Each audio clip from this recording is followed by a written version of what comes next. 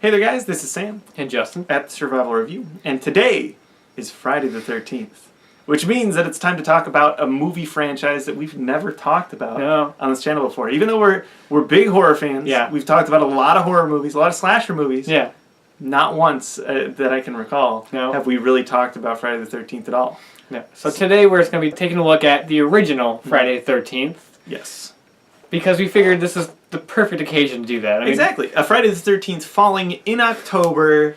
We're doing our horror movie reviews, and it lined up on a day that we were planning on uploading a video. Yeah, lined up on our schedule, so we had to. Perfect. We had to do it. I can't complain because this is not a bad movie. I don't love this movie as much as I think a lot of people do. And in general, we're not the hugest Friday the 13th fans. Yeah. That's the main reason why we actually haven't really talked about the movies on the channel. Because we're probably not the best people to talk about it. No. But we enjoy the movies, for sure. Definitely. In fact, both of us agree that most of the sequels are a lot more entertaining than this one. Yeah, this one's kind of a middle ground. It's not one of the best Friday the 13th movies, but it's definitely not one of the worst. Oh, for sure. And it definitely has great moments. Yes. Like, there are really memorable parts of this movie. Obviously, we're both big fans of Tom Savini's effects. Yes. All of that in this movie is great. Yes. I guess we should sort of get into the plot. Yes. The complex plot of Friday the 13th. Which is counselors at camp get killed. The movie opens in the summer of 1958 at Camp Crystal Lake, and all the counselors are there just, singing by the fire. Pretending to strum a guitar. Yes. And the two of the counselors decide to go off, to get a little intimate. Mm-hmm. And all of a sudden you see just from the point of view of this person that comes up the stairs. Yeah, which is a normal thing in this movie. There's a lot of point of view shots. Yes. And the person comes up there, and the two kids, they stop, and they're like surprised at the person. Like, I'm so sorry. We weren't doing anything. I'm not trying to get laid. And then they're both killed. Yes. And that's the opening of the movie, and you get that really great logo flashing in. Yeah. Friday the 13th. Crashes with the glass. I love that. That's a really cool open, actually. Yes. And then we cut to years later in the early 80s, and they're trying to reopen this camp where those murders took place. Those two murders, plus a little boy drowned there. Yes. But that doesn't matter. They're still reopening the camp. Yeah, even though everyone in the town clearly is really weirded out by this place. They're all like, you're going to Crystal Lake, huh? Mm-hmm. There's a death curse. Yeah, it's Camp Blood. Yeah. Basically, it's just these counselors are there just reopening the stuff, put everything together. And at night, they're just kind of hanging out there in the rain. There's a giant storm going on. And they start getting picked off one by one by this mysterious murderer. And we don't know who's doing it. Yeah. And it's not really done in like a whodunit kind of way. It feels like it wants to do it that way, but it doesn't execute it that way. There's never like an established person it might be. You're never thinking it's any of the other counselors. Yeah. There's this town crazy Ralph, who's always it's got a death curse. And it's got a death curse. Yeah. He's just this crazy guy. But at one point, he shows up at the camp. He's in the pantry, and they're just like, and so you think they're trying to be like, maybe this guy's the killer. But then he just kind of disappears after the first couple scenes, and you never really hear from him again. Yeah. So it's kind of like an awkward whodunit, where it feels like it wants to be a whodunit, but it just doesn't do that. Yeah. What kind of takes us down, at least from later Friday the 13th movies, is that I'm not saying these are, three-dimensional, great characters. Well, the third one is. Yeah. But I'm not saying these characters are amazing or anything, but the sequels at least give them, characteristics to make them fun and at least, watchable for the 90 minutes that they're on screen. Yeah. In this one, not really. Yeah. There's the typical goofy character, the clown guy. You're beautiful when you're angry, sweetheart. Yeah? Yeah. And nobody else has any characteristics. Yeah, the only other characteristic there is Kevin Bacon. Yeah. And that he's Kevin Bacon. There's nothing memorable about his character, really. No. Except that he really likes a cop's bike. Yeah. For some reason. And can't dive. Yeah, his dive is so bad.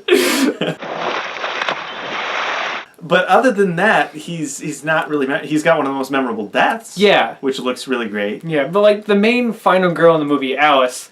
Like, when you think about final girls in these slasher franchises, you have Nancy in Nightmare on Elm Street and Laurie Strode in Halloween. They're still memorable characters. Yeah. Alice in this movie is...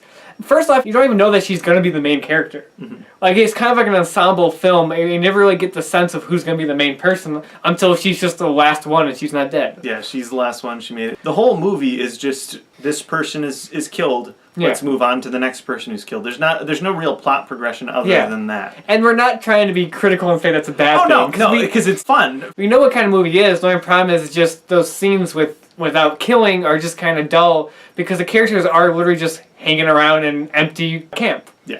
And it's like, okay. And you can also say that it just strips out all the other shit that you don't really care about because, the killing is the best part of these movies. There's a little bit of that, I'm not too interested in these characters. Yeah, or just interested in general. But when the kills come up, they're good. Yeah. Because that's the best thing about this movie. Yeah. Because like we said, Tom Savini does the effects in this movie, and the death scenes are friggin' incredible. Oh, yeah. And it's also combined with a pretty good score. The score is really intense, and it has this creepy vibe with the ch-ch-ch-ch. Yeah. Like classic thing that people think But of. not even that, just like the score in general, like the screeching violins and stuff. It's a very memorable score and one of the best horror scores out there. One that you can just hear isolated from the movie.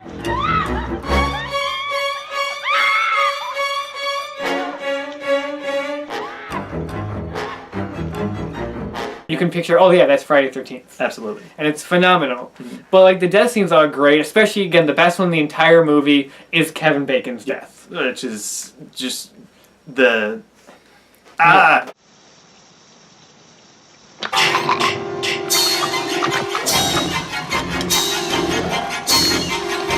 The only problem with it is that the uncut version kind of ruins it because it cuts to the overhead shot that you can totally see how they did the effects. Yes, which sometimes less is more. Yeah, because just the initial shot of it, just the arrow going through his neck, it's so great. Mm-hmm. It's probably one of the best death scenes in the entire series. Yeah. To be honest, it's so well done, so seamless. And then once you get to the reveal of who the killer is, because of course everybody knows Jason's not the killer in this movie. The killer is his mother, Pamela Voorhees.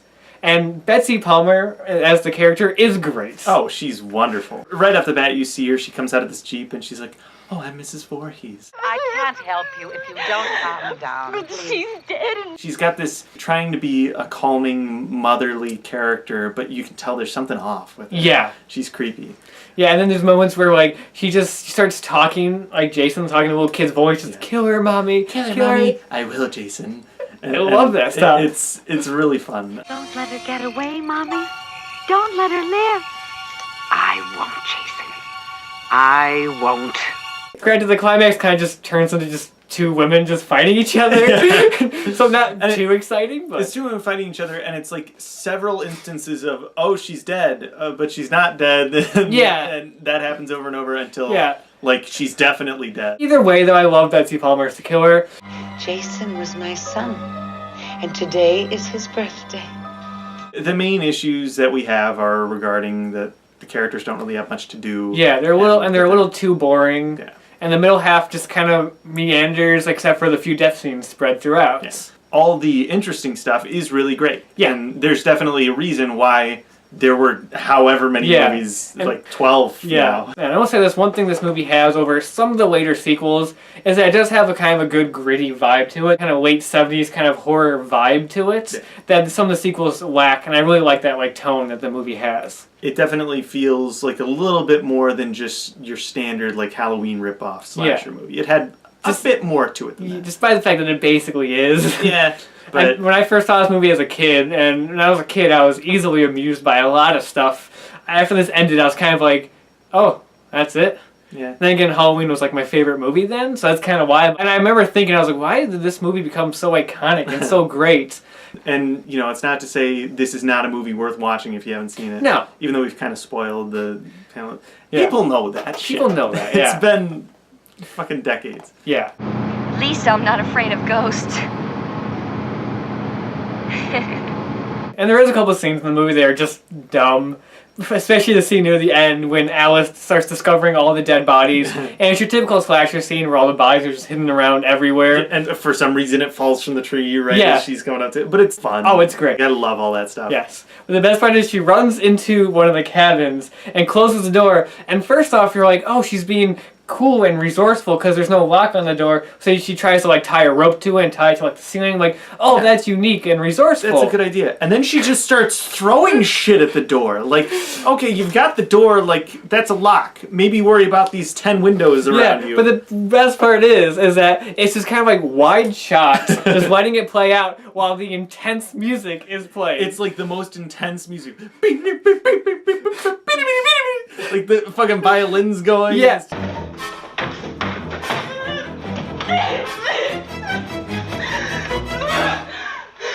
Kind of like an unintentionally funny moment. It is. It's very unintentionally funny, but it's funny. It's fun. Like, you can't knock this movie too much. No. It's just a fun slasher movie. Yeah. It's not trying to be like this masterpiece of horror. Yeah. It's just kind of a sleazy slasher film. Yeah. Done pretty well. Yeah, solidly. Yeah. Fun and solidly. Not great or anything. One thing I will say is kind of a good and bad thing about the killer being a mystery throughout is that, yeah, it's cool because it's like a mystery, but I feel like that also kills some kind of like cool identity that the movie would have. It would have worked better if they were actually trying to have a mystery to it.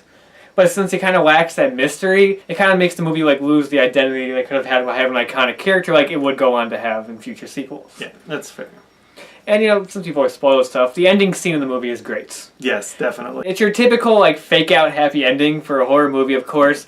But the way they do it, and the fact that it's, like, something that you never really thought you were going to see in this movie, that just makes it so unique. Because you have Alice just sitting on a boat in the water, you know, just sitting there. The police are coming in. The, like, happy music is swelling up. It's not really that happy because all our friends are dead. She's kind of smiling in the boat, and she's like, you had a fucked up night. Yeah. Yeah. But you get the happy music swelling up, and just when you think everything's okay, young Jason comes out of the water and pulls her in. Yeah.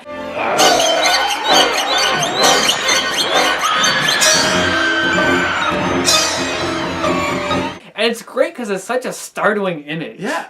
He looks like he's been rotting in the water. Yeah. And he's just gross looking. He's deformed face. Yeah, and it's great. It's probably the most memorable aspect of the entire movie. Yeah. Probably why they decided to continue on with the Jason character in the sequels. Exactly. So, out of 10... Out of 10... I mean, there's no real way to objectively give a Friday the 13th movie out of 10. Yeah, it's just a fun little slasher movie. It's above average for sure. Yeah. I don't love the movie. I've seen it several times, and I'll watch it every once in a while. Yeah. I tend to go back to the sequels a bit more. Mm-hmm. They're a bit more fun. I'll watch Part 4 more frequently than I'll watch this I love Part 4. Out of 10, I'm going to give this a 6 out of 10. That's good for me. My out of 10 ratings are like 5 is middle of the ground, 6 is a bit above average. Yeah. And I'd say that's where this one sits. Because it doesn't do anything so special that can elevate it to a higher rating for me. Oh, 6.5. Again, it's a solid slasher movie. Not as memorable as the franchise that it spawned. Yes. Easily. It's one of the few horror franchises where the series actually got better as it got crazier and more like over the top. Weirdly, that's when series go to shit, but... It's actually when the series became more fun. Yeah, in our opinion, this series just kind of got better as it got more over the top. Yeah, so that's Friday the 13th. Unfortunately, we won't be talking about the sequels. Yeah, at least not for now. Hopefully, at some point in the future, we would like to talk about it. We really want to just like review all the sequels at some point, just for the hell of it. So... maybe next year or something. Or maybe just sometime during the year, because really, these don't have to be Halloween movies. They take place in, like, June. Yeah. So. Yeah, so they don't really feel like Halloween type of movies. Yeah. Maybe we'll do that another time. Yes. But next time we'll be back with a classic horror movie paying tribute to another horror master who passed away this year. Absolutely. So, until then, we will see you guys later.